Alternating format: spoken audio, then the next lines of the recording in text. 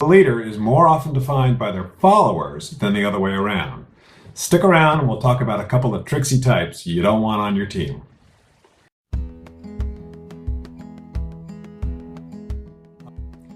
People don't know a leader just through their own actions. They watch those on the leadership team who translate decisions into day-to-day reality. That often defines you more as a leader than the things you do yourself. Now, this is a multi-dimensional challenge. You've got communication, strategy, culture, work process. All of those are parts of this puzzle. But one of the things you can focus on as a leader that will have the biggest impact is getting good followers. Today, we're going to focus on weeding out bad followers. Now, we don't need to talk about the obvious bad followers, the lazy, the incompetent, the kleptos, and the psychos. Weed them out and weed them out fast. No, I want to focus on two kinds of followers that you will be tempted to keep around because their job performance is good if it isn't stellar. But these are people who share a common flaw in their mindset. They are absolutists. They see things in black and white in one way or another. The first group are true believers. Somewhere along the way, they picked up a scrap of useful information and it became gospel to them. Whether it was on Reddit or Harvard Business Review or the latest business book, it became the thing that they stick up for no matter what. Purity of essence on their pet project is paramount for them. Now, this kind of thinking is toxic on a team. My way or the highway is not a way to make friends. Worse, it's brittle. It restricts creativity and innovation, and it really hurts decision making. Almost without exception, these are younger people with little or no work experience. All of us have to learn the hard way that the world is mostly gray, not black and white. I did.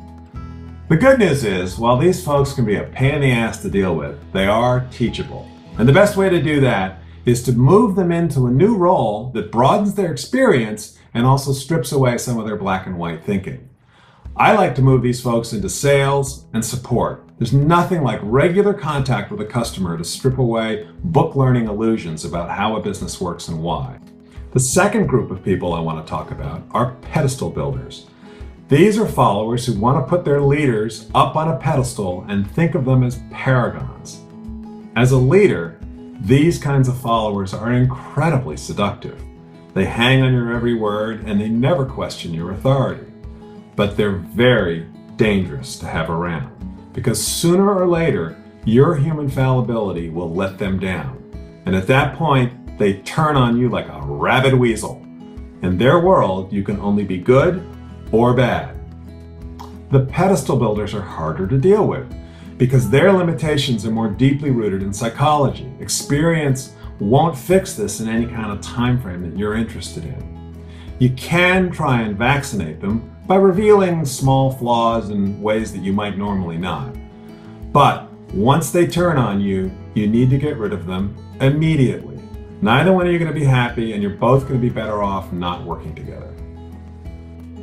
Be aware of these two types so you can be proactive about weeding them out during hiring and promotions before they become a problem. You don't want slavish devotion from pedestal builders. You want people who can be skeptical in a productive way. Probe for instances where they challenged authority. How did they dissent?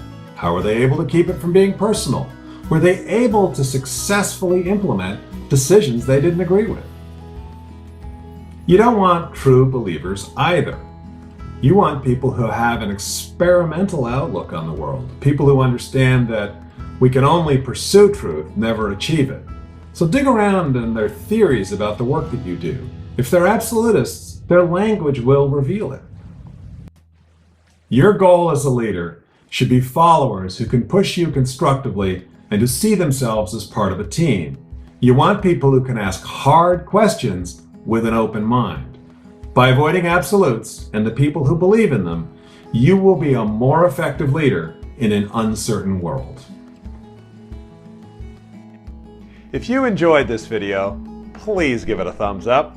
And if you want more of this, subscribe to the channel.